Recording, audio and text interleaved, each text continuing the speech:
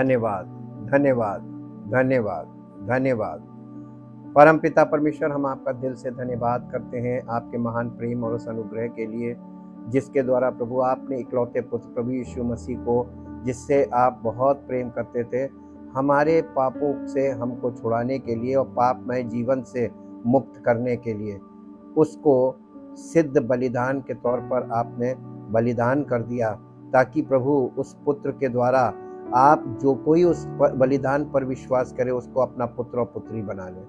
हम प्रभु आपके इस महान प्रेम के लिए धन्यवाद करते हैं और इस बड़े छुटकारे के लिए जो आपने पुत्र के बलिदान के द्वारा रखा है, हम बहुत धन्यवाद करते प्रभु। और ये आपके अलावा कोई दूसरा कर नहीं सकता था, क्योंकि प्रभु ये कार्य आप ही के द्वारा सफल हो सकता है और कोई दूसरा रास्ता नहीं है। हम धन्यवाद करते हैं पिता परमेश्वर उस सुसमाचार के लिए जो हमें पुत्रों के लिए पुत्र बनाने के लिए दिया जाता है, ताकि जो कोई उस सुसमाचार को ग्रहण करता है, ये आपके इकलौते पुत्र प्रभु यीशु मसीह की मृत्यु और उसके गाड़े जाने और पुनरुत्थान का भागी बनता है, वही आत्मिक जीवन में प्रवेश करता है और आपका पुत्र और पुत्री बनकर आपके राज्य में वारिस बनता है और उसे आप अनंत जीवन देते हैं।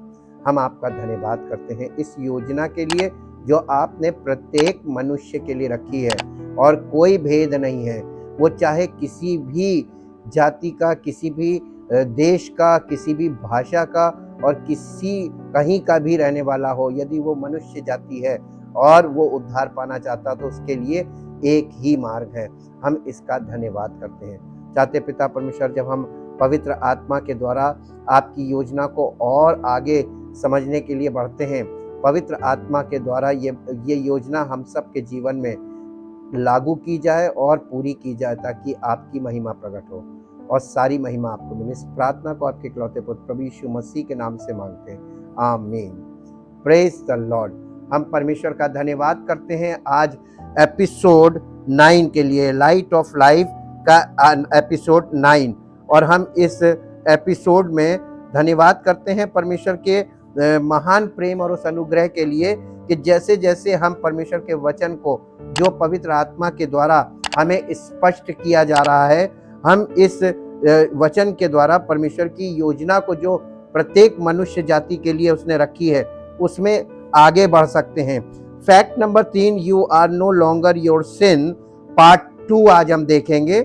और इस पार्ट 2 में हम देखेंगे कि उसी विषय को हम और आगे कंप्लीट करेंगे, और वो विषय ये है कि now it's clear as can be that sin is not dead. हमने ये देखा कि पाप नहीं मरा था, हम पापों के लिए मरे हैं। तो जब हम पापों के लिए मरे तो पाप अभी वैसे ही का वैसे ही है और वो जीवित है। If sin were totally dead then we wouldn't have to worry about letting it reign in our mortal bodies as Romans 6:12-13 Romeo के 6 अध्याय के 12-13 पद के अनुसार अगर पाप मर गया होता तो हमारे लिए कोई दिक्कत ही नहीं थी, क्योंकि पाप ही तो कारण है जो हमें परमेश्वर से के नजदीक जाने नहीं देता है, जिसके कारण हम परमेश्वर को जान नहीं सकते, परमेश्वर के अनुसार जीवन व्यतीत नहीं कर सकते और परमेश्वर की उपस्थिति में प्रवेश नहीं कर सकते, परमेश्वर के राज्य के वारिस नहीं बन सकते। सारा रीजन पाप है और पाप नहीं मरा। हम पापों के लिए मरकर पाप से अपने आप को अलग जानकर और मसीह में जीवित जानकर जब जीवन व्यतीत करना शुरू करते हैं, तब हम परमेश्वर की इच्छा को अपने जीवन में अप्लाई करते हैं। और इसीलिए एक बार पढ़ दीजिए रोमियो की पत्री 6 अध्याय का 12 और 13 पद। इसलिए पाप तुम्हारे नश्वर शरीर, यानी हमारा ये शरीर जो है, ये मिट्टी का शरीर है, ये नश्वर है, इसको परमेश्वर कभी भी इसको परमानेंट नहीं कर सकता। ये नश्वर था, नश्वर है और नश्वर रहेगा। इसका मतलब कि हमारी शारीरिक मृत्यु के बाद ये शरीर नष्ट हो जाएगा, इसीलिए इसको नश्वर शरीर बोला गया। लेकिन हमारे इस शरीर के अंदर जो प्राण है, वो प्राण इस शरीर के साथ नष्ट ना हो, बल्कि प्राण जो है वो प्राण एक्चुअली वो वास्तविक हम है। वास्तविक हम प्राण हैं और ये हमारे प्राणों का घर है शरीर। तो ये घर नष्ट हो सकता है, लेकिन इसमें जो निवास करता है वो यानी व्यक्तिगत तौर पे मेरा प्राण मैं हूं, और ये जो मैं हूं एक्चुअली वो प्राण है, और वो प्राण परमेश्वर की आत्मा के द्वारा सुरक्षित हो, और हमारी आत्मा इस प्राण को सुरक्षित करती है परमेश्वर की आत्मा के द्वारा। तो ये हमारा प्राण इटर्नल हो जाता है। इसीलिए यहां पर वो कह रहा है, इसलिए पाप तुम्हारे नश्वर शरीर में राज्य ना करे कि तुम किसकी? पाप की लालसाओं के अधीन रहो, और ना अपने अंगों को अधर्म के हथियार होने के लिए पाप को सौंपो, पर अपने आप को मरे हुओं में से जी उठा हुआ जानकर अपने अंगों को किसको सौंपो? परमेश्वर को सौंपो। लेकिन कैसे? जी उठा हुआ जानकर, और अपने अंगों को धर्म के हथियार होने के लिए परमेश्वर को सौंपो, ताकि तुम्हारे हाथों के, पैरों के, तुम्हारे अंगों के द्वारा, तुम्हारी सेंसेस के द्वारा परमेश्वर के काम हो, परमेश्वर की महिमा हो। ये वो कह रहा है, और ये इंस्ट्रक्शंस में आता है, ये फॉर्मूला नहीं है। टेल अस टू रेजिस्ट, यानी पौलुस इन दो पदों में हमको पाप को और पाप की क्रियाओं को, पाप के एक्शंस को रेजिस्ट करने को बोल रहा है। विरोध करो, उसको मत करो, पहली बात। दूसरी बात, उसको विरोध करो, उसको रोको। And notice that the body is not the problem but rather the sin living in the body। हम यहां पर एक चीज और देखते हैं कि शरीर मुख्य वजह शरीर नहीं है, पाप जो शरीर में है। तो शरीर में पाप है, मुख्य वजह पाप है, शरीर नहीं है। और पाप के कारण ये शरीर पाप का इंस्ट्रूमेंट कहलाता है, या पाप को पाप करने का माध्यम शरीर बन जाता है। इसीलिए the body is not sinful, ये शरीर जो है ये पापी नहीं है, but it is weak to sin's control, यानी पाप इस बॉडी को कंट्रोल कर लेता है, और हमारा शरीर जो है वो निर्बल पड़ जाता है पाप से लड़ने के लिए। इसलिए हम शरीर से, पाप से निपट नहीं सकते, उससे जीत नहीं सकते, उससे लड़ नहीं सकते। प्रभु यीशु मसीह पवित्र आत्मा के द्वारा हमारे भीतरी मनुष्यत्व में उसे एम्पावर करता है to resist the sin, not from body but through the power of the Holy Spirit and through our spirit. हमारी आत्मा जो मरी हुई थी उसको पहले जीवित करता है, फिर उसको बलवंत करता है, ताकि हमारी आत्मा शरीर के विरोध में खड़ी हो जाए। तो हमारे इस शरीर में जब आत्मा का शासन आ जाता है, हमारी पवित्र आत्मा के द्वारा हमारी आत्मा में शासन आ जाता है आत्मिक, तो शरीर हमारा उससे हारता नहीं, बल्कि पाप हार जाता है, और शरीर हमारा निष्क्रिय हो जाता है। शरीर काम नहीं करने, फिर परमेश्वर की आत्मा के द्वारा हमारी आत्मा प्रबल होकर पाप को रेजिस्ट करती है। ये वाली बात वो बता रहा है। और इसीलिए the body is neutral by itself, शरीर जो है वो पहले भी न्यूट्रल था, और जब हम आत्मिक रूप से बलवंत हो जाते हैं तो शरीर हमारा न्यूट्रल हो जाता है। न्यूट्रल का मतलब मालूम क्या? शरीर फिर कोई क्रिया नहीं करता, निष्क्रिय हो जाता है। और हम शुरू से आप लोगों को ये बताते जा रहे हैं कि शरीर की क्रियाएं वो आत्मिक क्रियाएं नहीं है, और हो भी नहीं सकती। दोनों बातें सीखिए इसमें। ये शरीर से जितनी भी क्रियाएं की जा रही हैं, जो आपको देखने को मिल रही हैं, ये सब धोखा है। ये खुद को धोखा देते हैं, और जो देखने वाले और इसको फॉलो करने वाले वो भी धोखा खाते हैं। It can be controlled either by sin और बाय राइचसनेस। हमारा शरीर दो ही चीजों से नियंत्रित होता है, शासित होता है, या तो पाप से और या धार्मिकता से। जब हम पाप से छूटते हैं तो प्रभु यीशु मसीह हमारी धार्मिकता, हमारी अपनी कोई धार्मिकता नहीं। और अगर हमारी अपनी कोई धार्मिकता हम बना लेते हैं, या हम किसी मनुष्य की धार्मिकता को फॉलो करने लगते हैं, तो फिर हम पाप में फंस जाते हैं, क्योंकि पाप उस रास्ते से, वो शरीर के थ्रू है, शारीरिक है। सारी जो राइचसनेस है वो सब शारीरिक है, केवल मसीह की धार्मिकता वो शारीरिक नहीं है। और इसीलिए वही एक धार्मिकता है जो आपको पाप से सुरक्षित करती है, आपके शरीर को भी। If the body were the problem then suicide would be the solution. अगर ये शरीर प्रॉब्लम है पाप के लिए, कि ये पाप कर रहा है, तो सॉल्यूशन आत्महत्या है। लेकिन ऐसा नहीं है, क्योंकि आत्महत्या करने से भी आपको उद्धार नहीं मिलेगा, क्योंकि आपका शरीर के साथ आपका प्राण भी नष्ट हो जाएगा। और इसीलिए ये बता रहे हैं, but we all know from a general reading of scripture that just because you die doesn't mean you are made perfect unless you are Christian. ये बता रहे हैं कि ये आपका सुसाइड करने से भी आप पाप से इसलिए नहीं छूटेंगे क्योंकि लोग कहते हैं ना, जो मर गया वो पाप से छूट गया, लिखा हुआ है पौलुस ने।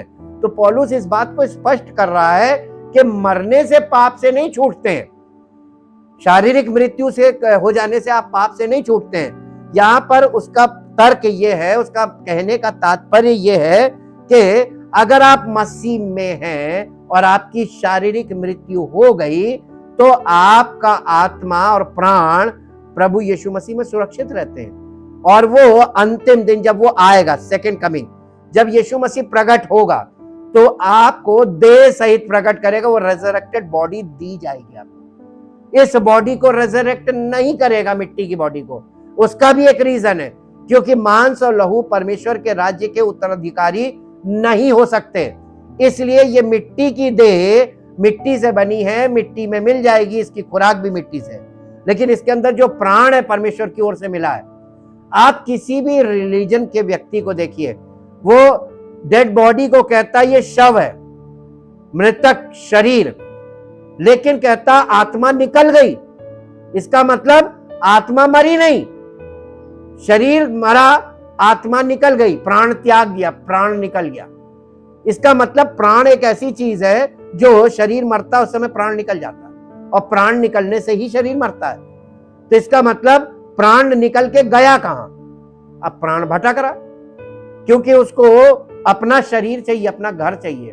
और जब उसको अपना घर नहीं मिलता है तो वो नष्ट हो जाता है। वो इसी को बोला गया उसका विनाश हो गया, वो कहीं नहीं पहुंचा, किसी मंजिल पर नहीं पहुंचा। यीशु मसीह के द्वारा परमेश्वर ने हमको आत्मिक घर दे दिया, ताकि हमारा प्राण और आत्मा उस घर में सुरक्षित हो जाए। और इसीलिए एक मसीही की मृत्यु अनंत नहीं है, अंत नहीं है उसका जीवन का, बल्कि उसका प्राण और आत्मा मसीह की देह में सुरक्षित रहते हैं, स्पिरिचुअल बॉडी में। और वो मसीह प्रकट होगा तो उसके साथ प्रकट हो जाएंगे, वही स्पिरिचुअल बॉडी है जी।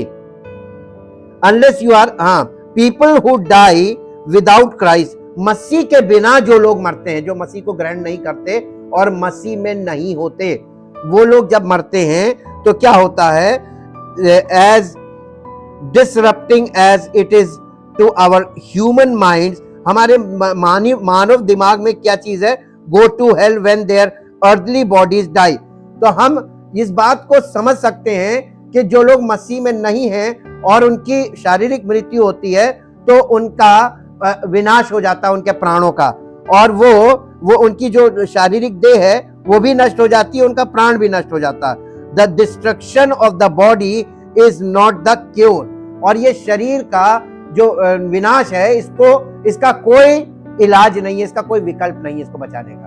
ये मिट्टी से बना, मिट्टी में मिलेगा ही।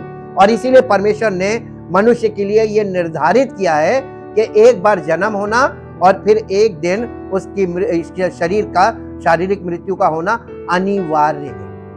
ये होएगा ही होएगा, इससे आप नहीं बच सकते, कोई नहीं बच सकता।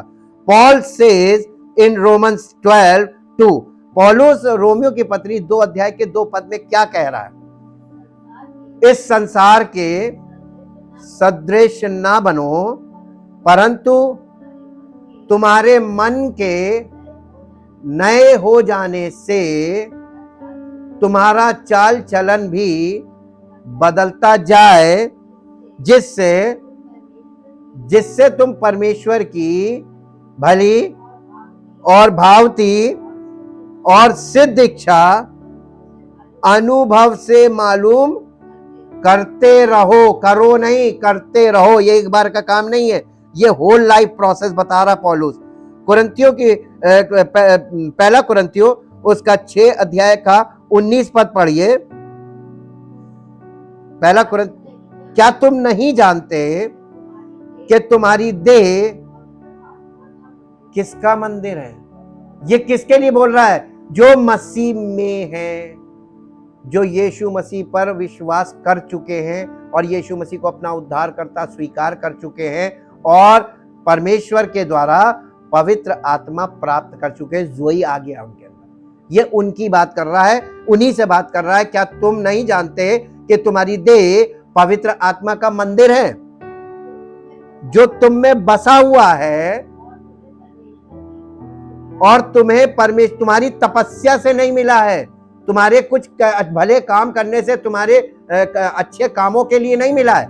ये यीशु मसीह के बलिदान पर विश्वास करने से और उसे अपना उद्धारकर्ता ग्रहण करने से और नए सिरे से जन्म प्राप्त करने से परमेश्वर के राज्य में ये परमेश्वर की ओर से तुम्हें एक ओनरशिप का साइन मिला है, पवित्र आत्मा जो परमेश्वर की ओर से मिला है और तुम अपने नहीं हो। क्योंकि इसका मतलब कि ये पवित्र आत्मा मिलने का मतलब है कि तुमको परमेश्वर ने यीशु मसीह के बलिदान के द्वारा खरीद लिया है और दाम यीशु मसीह का बलिदान है। उस बलिदान के बदले में तुमको परमेश्वर ने खरीदा है। जी हाँ, इसलिए अपनी देह के द्वारा परमेश्वर की महिमा करो। ये तुम्हारी जिम्मेदारी है, क्योंकि तुम अब किसके हो? जिसने तुमको खरीदा, जिसने तुम्हारे लिए प्राण दिया, वो कौन है? जब आप मसीह के हो गए तो अब आप अपने मन से कुछ नहीं कर सकते। अब आपको किसके अनुसार जीवन व्यतीत करना चाहिए? जिसने आपको खरीद लिया है। इसीलिए यहां पे फिर देखिए कि और एक बात और है, यहां पे लिखा हुआ है that our bodies are temples of the Holy Spirit, the Holy Spirit would not dwell in a sinful temple. पवित्र आत्मा कभी भी पापमय शरीर में कभी नहीं बसेगा। अब पाप का इलाज क्या है? सब लोग तो ये अंदाजा लगा लेते हैं कि हम चर्च में आ गए और हम चर्च वाले हैं और हम यीशु मसीह का नाम जानते हैं, हम प्रार्थना करते हैं, बाइबल पढ़ते हैं और हम पापी नहीं है। यही तो धोखा है। कौन पापी नहीं है? पाप इतनी आसानी से कैसे छोड़ देता है? जब तक आपको परमेश्वर पवित्र आत्मा से, ये रीजनरेशन हम नेक्स्ट पार्ट में जब जाएंगे तब ये वाला भाग आपको समझ में आएगा कि रीजनरेशन का मतलब क्या है, नए सिरे से जन्म लेने का मतलब क्या है। ये विचारों से नहीं है, ये वास्तविक कार्य है परमेश्वर का जो पवित्र आत्मा के द्वारा हमारे जीवन में किया जाता है। इसलिए यहाँ पर वो कह रहे हैं कि होली स्पिरिट जो है वो पापमय शरीर के में अंदर वो मंदिर में नहीं रहता है, पापमय मंदिर में। God would not want a sinful sacrifice. और पापमय शरीर में रहकर और शारीरिक तौर पे बलिदान चढ़ाना, तो ये पाप का पापी बलिदान है। परमेश्वर इस बलिदान को एक्सेप्ट ही नहीं करता है। अब कहानी फिर पलट गई, कहानी ये पलट गई। सो इन रोमन 6:12-13, रोमियो 6 अध्याय के 12-13 पद में Paul is talking about 3 different things. वो 6 अध्याय के 12-13 पद में पौलुस 3 बातें बोल रहा है जो बहुत मुख्य है। पहली बात क्या है? There is you, meaning the true you in Christ. यहां पे पौलुस कह रहा है तुम। यहां पे जो तुम है वो तुम का मतलब है वास्तविक हम वास्तविक क्या हैं? शरीर नहीं है, हमारा प्राण, वो वास्तविक हम है। My soul is real me. मैं वास्तविक शरीर नहीं हूं, शरीर सबका एक सा है। इस शरीर में, जो मेरे शरीर में मेरा प्राण है, ये वास्तविक हम है। पहली बात पौलुस ये कह रहा है। और दूसरी बात ये कह रहा है कि there is the sinful nature. और दूसरी चीज हमारे इस शरीर में क्या है? एक तो हमारा प्राण जो वास्तविक हम है, और दूसरा हमारा स्वभाव जो पापी स्वभाव है वो हमारे साथ इस प्राण में है। यानी हमारा प्राण जो वास्तविक हम है उसमें स्वभाव पापी स्वभाव है। ये दूसरी मुख्य बात है। और तीसरी मुख्य बात है, and there is the body, so when your body commits a sinful act, it is because your sinful nature is controlling your body. और तीसरी बात यह है कि जब हमारा शरीर, तीसरी चीज हमारा शरीर, तो ये शरीर जब पाप करता है तो ये शरीर पाप कर रहा है या हमारा प्राण पापी स्वभाव है, इसलिए ये शरीर स्वाभाविक तौर पे पाप कर रहा है। तो हम जो पाप कर रहे हैं ये हमारा स्वभाव है और ये एडमिक नेचर है, इनहेरेंट चला आ रहा है। इस संसार में बड़े से बड़ा पास्टर भी धर्मी नहीं है और ना वो किसी को धर्मी ठहरा सकता है। इसलिए परमेश्वर अपने पुत्र के अलावा किसी की गवाही ग्रहण नहीं करता। यदि कोई बहुत बड़ा पास्टर दुनिया का आपको धर्मी घोषित कर दे तो क्या आप धर्मी माने जाएंगे परमेश्वर क्या? नहीं। पौलुस इसी बात को खोल रहा है, ये बहुत कर्री चोट दे रहा है। कोई धर्मी नहीं, किसी के डिक्लेरेशन से कोई धर्मी नहीं, जब तक परमेश्वर का पुत्र आपको धर्मी घोषित नहीं करेगा। और ये धर्मी घोषित करेगा, मुंह से नहीं करेगा, अपनी देह में प्रकट करेगा। इसलिए उसने वो जो रास्ता बनाया है उद्धार का, वो आप समझेंगे बाइबल की आयतों को हिंदी में जो लिखी हुई आप कभी नहीं समझ पाएंगे असली मुद्दा है क्या। इसलिए this is what Paul is straining to explain in Romans 7। ये वो बात है जिसको पौलुस बहुत विस्तार पूर्वक और एकदम स्टेप बाय स्टेप अध्याय 7 में, रोमियो के अध्याय 7 में एक्सप्लेन कर रहा है। और इसको हम, इस एक्सप्लेनेशन को हमने जैसे देखा था संडे को कि वैवाहिक दृष्टांत के द्वारा वो एक आत्मिक जीवन के विषय में उसने क्लियर किया है। रोमियो 7 अध्याय का 17 से 20 पद पढ़िए। तो ऐसी दशा में उसका करने वाला मैं नहीं वरन पाप है जो मुझ में बसा हुआ है, क्योंकि मैं जानता हूं कि मुझ में अर्थात मेरे शरीर में कोई अच्छी वस्तु वास नहीं करती। इच्छा तो मुझ में है परंतु भले काम मुझसे बन नहीं पड़ते, क्योंकि जिस अच्छे काम की मैं इच्छा करता हूं वो तो नहीं करता, परंतु जिस बुराई की इच्छा नहीं करता हूं वही किया करता हूं। अतः मैं वही, यदि मैं वही करता हूं जिसकी इच्छा नहीं करता, तो उसका करने वाला मैं ना रहा परंतु कौन कर रहा? हम झूठ बोलना नहीं मांग रहे थे लेकिन मुंह से निकल गया। क्यों? पाप शासन कर रहा है तो जी। और जब तक पाप कंट्रोलर है तब तक आप पवित्र आत्मा प्राप्त किया हुआ व्यक्ति अपने आप को घोषित करने की कोशिश करेंगे लेकिन होंगे नहीं। ड्रामेबाजी इसीलिए पसंद नहीं है नए नियम के अनुसार। और जितने लोग ड्रामा करेंगे, इसी को यीशु मसीह ने बोला था हिपोक्रेट्स। हिपोक्रेट्स का मतलब होता है दिखावा करना जो तुम नहीं हो, कॉपी करना। और आज देखिए पूरे हर जगह लोग कॉपी कैट बने हुए हैं। वो ऐसे कर रहे हैं तो कोई हिल रहा है तो वो भी हिल रहा है, कोई जैसे बोल रहा है वही बोलने की कोशिश, प्रैक्टिस कर लेते हैं। ये चल रहा है और इसीलिए पौलुस कह रहा है कि मसीहत में कोई ऐसी चीज नहीं है जिसको कॉपी करके आप कर सकें। एकदम ओरिजिनल फर्स्ट हैंड होना चाहिए। जी, हो गया। It is as it is no longer I myself who do it but it is sin living in me. तो यहां पे पौलुस सीधा सीधा ये बता रहा है कि जो पाप मैं कर रहा हूं वो मैं नहीं कर रहा हूं, पाप मुझ में जीवित है और वो कर रहा है। तो हमारे जीवन का स्वामी कौन है? पाप। तो जिस दिन आपके जीवन का स्वामी प्रभु यीशु मसीह हो जाएगा ना, उस दिन पवित्र आत्मा काम करने लगेगा। ये फेस चेंज हो जाना है बिल्कुल, फिजिकल से स्पिरिचुअल। और इसीलिए उसने बोला कि for I know that good itself does not dwell in me. मुझ में कुछ अच्छा वास नहीं करता, that is in my sinful nature. पौलुस ये कह रहा था मुझ में कोई भली वस्तु वास नहीं करती। इसका मतलब वो बॉडी की नहीं, वो सिंफुल फ्लैश की बात कर रहा है, यानी नेचर की। हमारे स्वभाव में कोई अच्छी चीज नहीं है।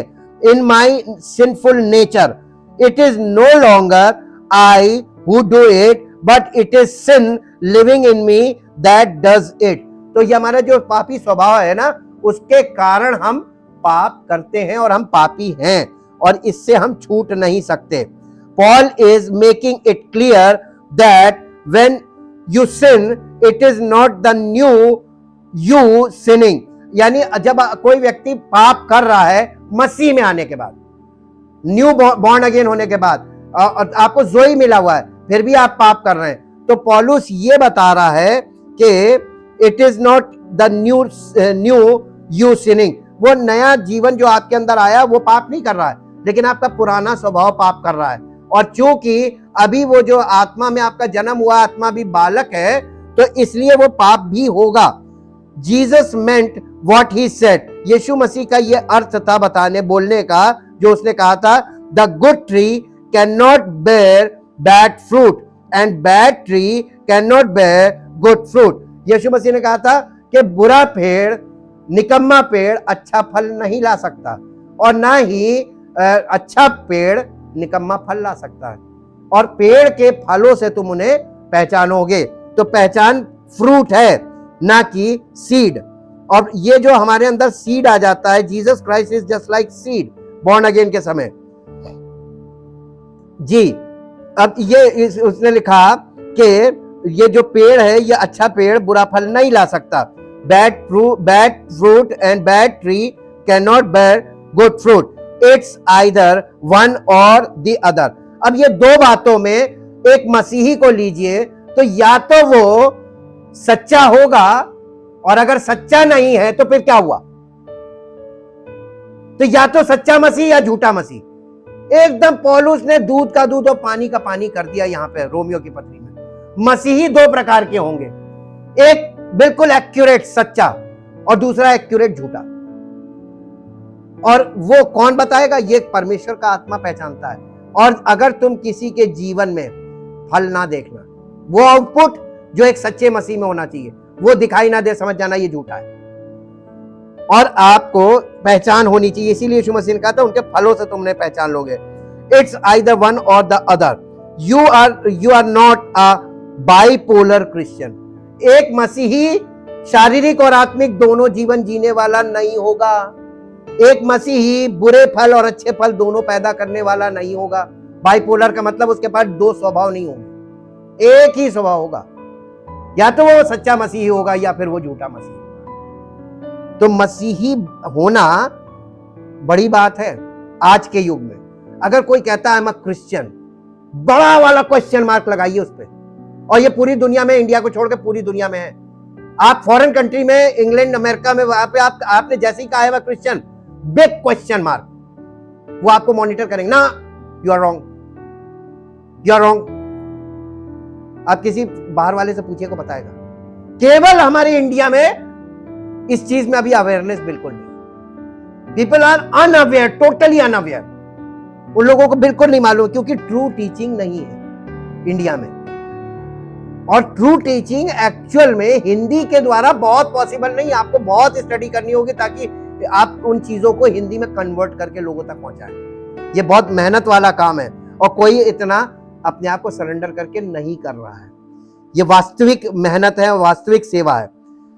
और इसीलिए उन्होंने लिखा, you are not a bipolar Christian, you are not the middle age Christian, somewhere between the old man and the new man. यानी हमारा पुराना मनुष्य भी है, हमारे अंदर नया मनुष्य भी है, और हम इन दोनों के बीच में कभी हम नए मनुष्य में चले जाते हैं, कभी हम पुराने मनुष्य। ऐसा हो नहीं सकता।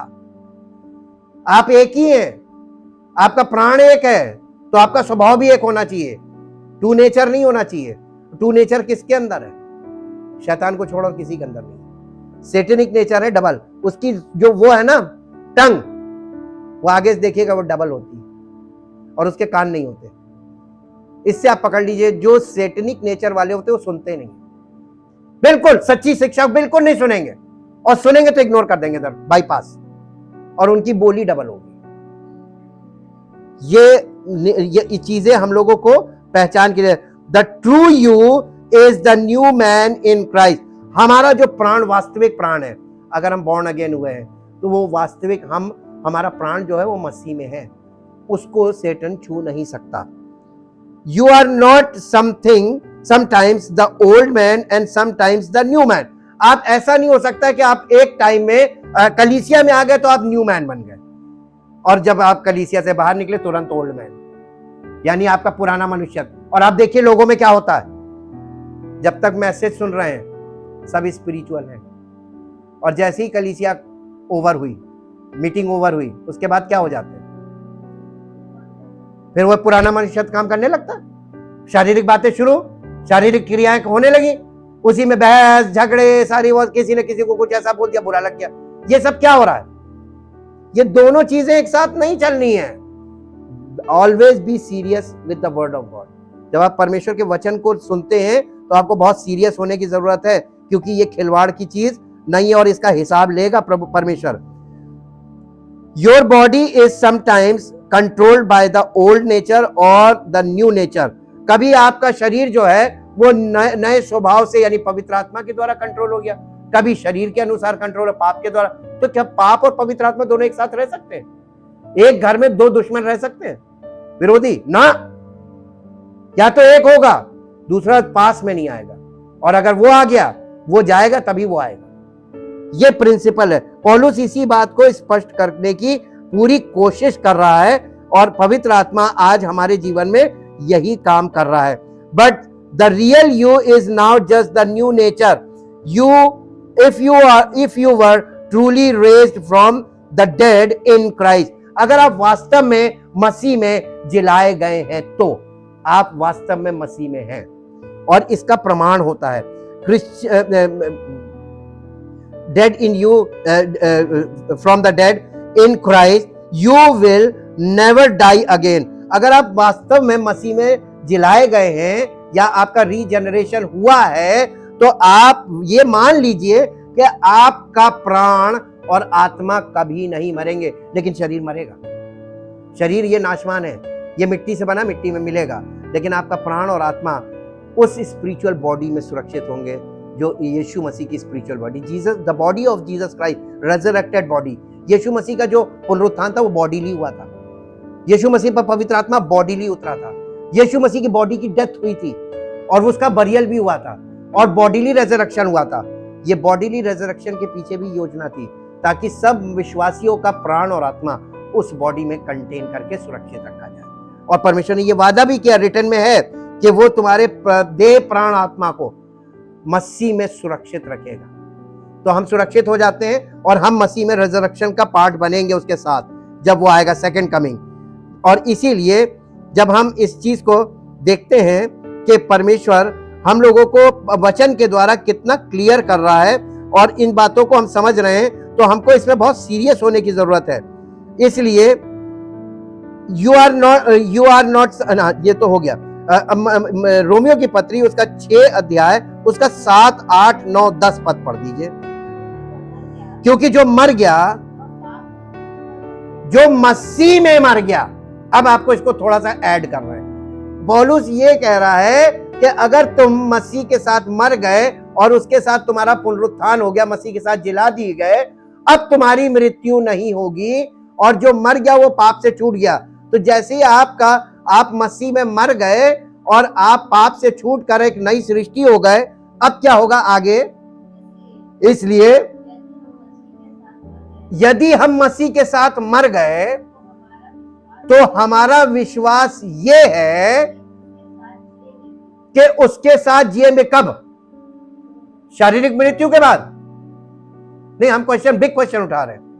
अभी लोग क्या सोचते हैं, मसीही लोग, कि हम जब मरेंगे उसके बाद जब ये डेड बॉडी होगी और डेड बॉडी को वो जिंदा करेगा और फिर ये डेड बॉडी जब जिंदा होगी तब मसीह के साथ जिएंगे। हाँ, गलत। इस बॉडी को पहली चीज वो करेगा ही नहीं जिंदा। ये मिट्टी से बनी, मिट्टी में मिलेगी और ये नष्ट है। नाशवान देह बोला गया है। परमेश्वर तुम्हारी नाशवान देहों को, ये जो बॉडी मिट्टी की है, इसको रेजरेक्ट नहीं करेगा।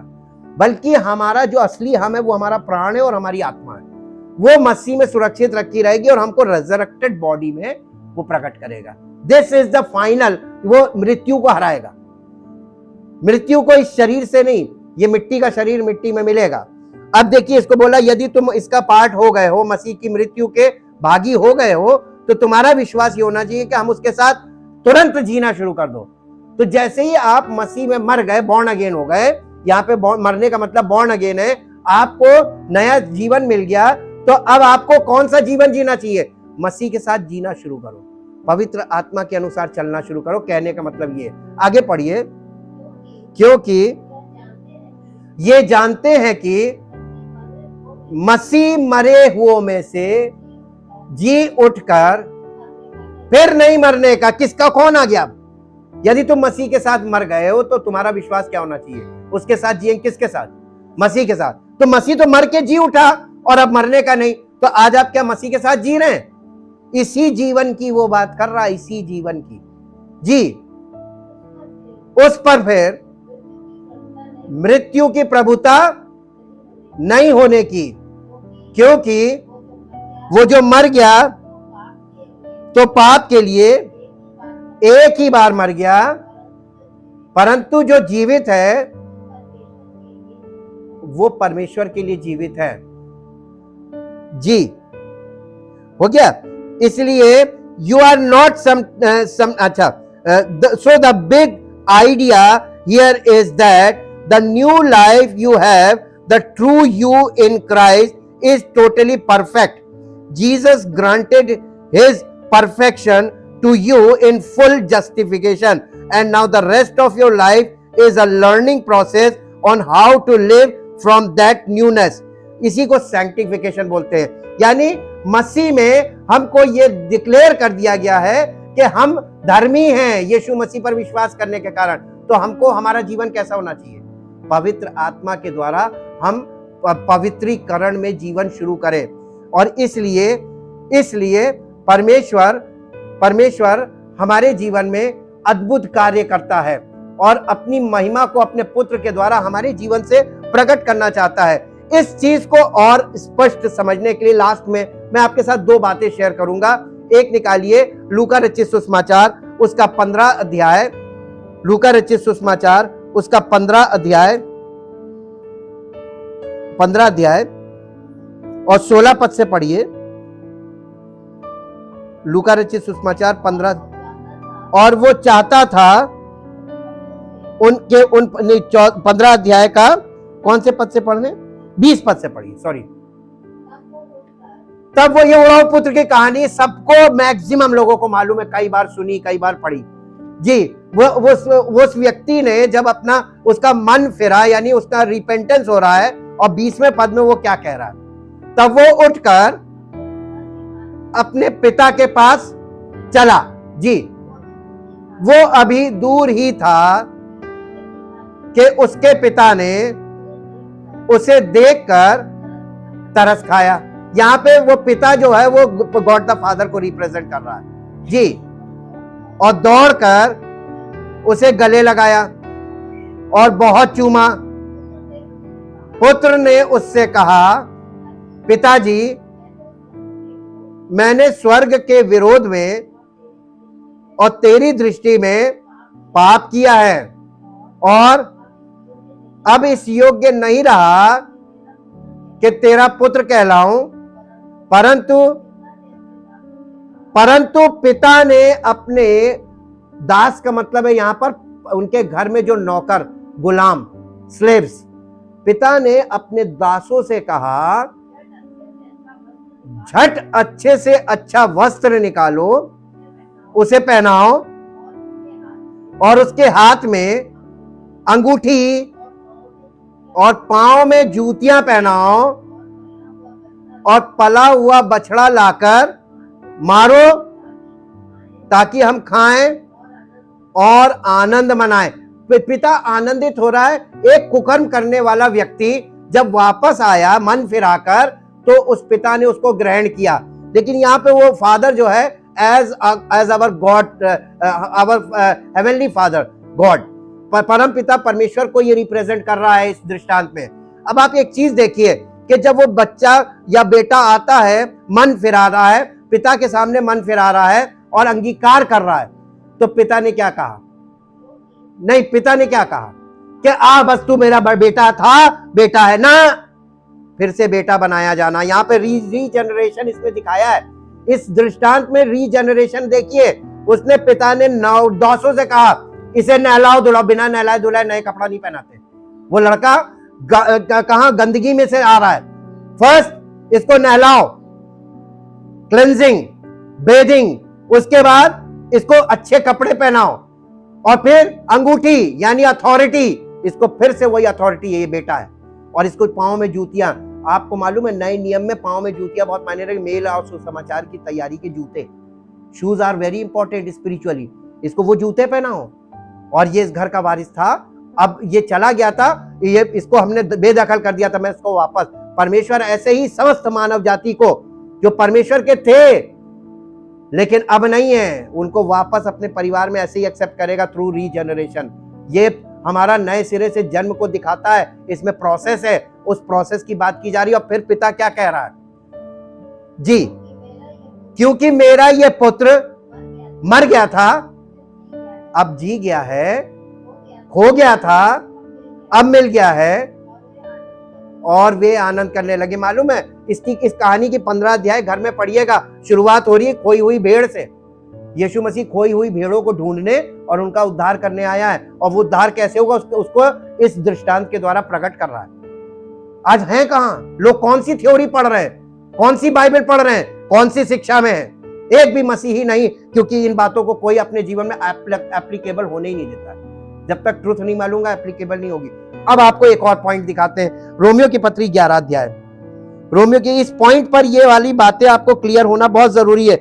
यहां पे आप देखेंगे 11 अध्याय में अन्य जातियों का उद्धार कलम लगाने के द्वारा। ये कलम लगाना आपको मालूम है? जो लोग गार्डनिंग करते हैं उनको मालूम है कलम लगाने का मतलब। इसको 16 पद से पढ़िए, 16 पद से। जब भेंट का पहला पेड़ा हाँ पवित्र ठहरा, तो पूरा गुंदा हुआ आटा भी पवित्र है। और जब जड़ पवित्र ठहरी, तो डालियां भी यानी पवित्र हैं। ये जो जड़ है, ये मालूम कौन है? यहाँ पे ये जड़ अब्राहम है। अब्राहम जो अन्य जाति से आया था, अब्राहम यहाँ पर जड़ है, विश्वासियों का मूल पिता। ये जड़ की बात अब्राहम के विषय में कही जा रही है। और डालियां हम सब जो आज हैं अन्य जाति के, मसीह में आते हैं, हम सब उसकी डालियां हैं। आगे, पर यदि कुछ डालियां तोड़ दी गई और कुछ तू जंगली जैतून होकर, ये क्या कह रहा पौलुस कह रहा कुछ डालियां तोड़ दी गई, यानी ज्यूज की बात कर रहा है, यानी कुछ यहूदियों को परमेश्वर ने एक्सेप्ट नहीं किया, लेकिन उनको उसने अन्य जातियों को, तू जंगली जैतून, ये जंगली जैतून कौन है? अन्य जाति। तू जंगली जैतून होकर उसमें साटा गया। ये साटा गया का मतलब क्या है? ये तो हिंदी है, इंग्लिश में आप पढ़ेंगे यू आर एनग्राफ्ट, कलम लगाना। ये कलम लगाने का मतलब समझते हैं? अन्य जाति लोग मसीह में कैसे आएंगे? कलम लगेगी, कलम यानी आपको आंशिक तौर पर जोड़ दिया जाएगा कलीसिया में, और धीरे धीरे धीरे धीरे धीरे धीरे जब तक आप में जड़ पैदा ना हो। और जब आप में जड़ पैदा होगी, आपकी अगली जनरेशन जितनी होंगी उसमें मसीह का काम शुरू हो जाएगा। लेकिन जड़ एनग्राफ्टिंग, आपको मालूम है इस चीज को हम मेडिकली आपको बताते हैं। एनग्राफ्टिंग, जब किसी का लिवर ट्रांसप्लांट किया जाता है, liver transplantation is also a regeneration, work of regeneration. ये रीजनरेशन का काम है, पुनर्जीवित करना किसी मृतक चीज को, डेड टिश्यूज को लाइफ में लाने के लिए एनग्राफ्टिंग की जाती है। उसमें कोई हेल्दी जो मैच कराया जाता है, वो हेल्दी लिवर का एक छोटा टुकड़ा, आपके लिवर में उतना टुकड़ा काट के वो छोटा टुकड़ा एनग्राफ्ट किया जाता है, और वो हेल्दी लिवर का टुकड़ा धीरे धीरे आपके लिवर को सपोर्ट करता ताकि आपको लाइफ मिले। और अगर वो टुकड़ा नहीं लगता है तो आपका पूरा लिवर डैमेज है, आपकी डेथ हो जाएगी। एनग्राफ्टिंग इसको बोलते हैं। ये रीजनरेशन मेडिकली भी किया जाता है, डेड टिश्यूज की जगह लिविंग टिश्यूज को उसके साथ जोड़ा जाता है ताकि यहां से इसको नया जीवन मिले डेड टिश्यूज को। यही कलम लगाने का उदाहरण है। अन्य जातियों का उद्धार कैसे होगा? बस पानी का बपतिस्मा दे दो हो गया? नहीं, झूठा, ये झूठी शिक्षा है।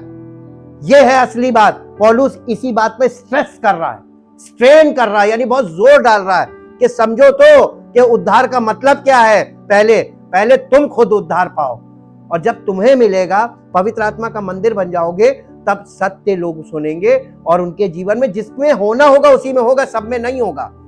कलम लगाने वाला उदाहरण बहुत इंपॉर्टेंट है जी। और जैतून की जड़ की, ये कौन? जंगली जैतून, यानी एक अन्य जाति जब कलीसिया में आता है तो जैतून की जड़ की चिकनाई यानी यीशु मसीह उसका भागी हो जाता है। तो डालियों पे घमंड ना करना। यीशु मसीह का जो डाली मुझ में है नहीं फलती काट डालूंगा, और जो फलती उसे छांटूंगा, प्रूनिंग जी। और यदि तू घमंड करे तो ध्यान रख, देख, तू जड़ को नहीं संभालता परंतु जड़ तुझको संभालती है जी। फिर तू कहेगा डालियां इसलिए तोड़ी गई कि मैं साटा जाऊं, ठीक है। ये किसकी बात करने लगा?